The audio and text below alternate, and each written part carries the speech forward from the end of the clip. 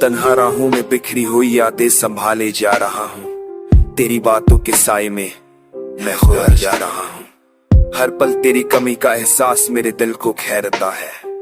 मेरी तन्हाई में तो एक दर्द सा बसता है।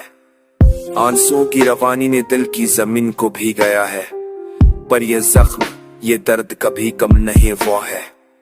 वो लम्हे जो तेरे साथ बीते थे याद आते हैं।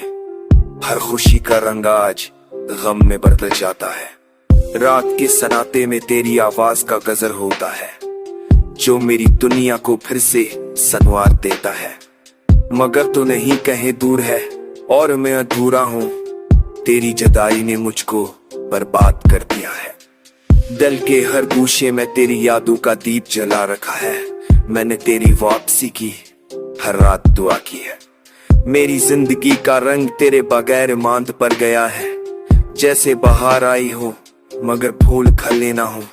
तेरी मुस्कुराहट की रोशनी अब मेरे दिल से छिन गई है और मैं बस तन्हा हूँ अपनी यादों के साथ। मेरी दुआएं तेरे लिए मेरी चाह तेरी राह तकती है। बस एक बार लूंगा, ये मेरी आखिरी आस है।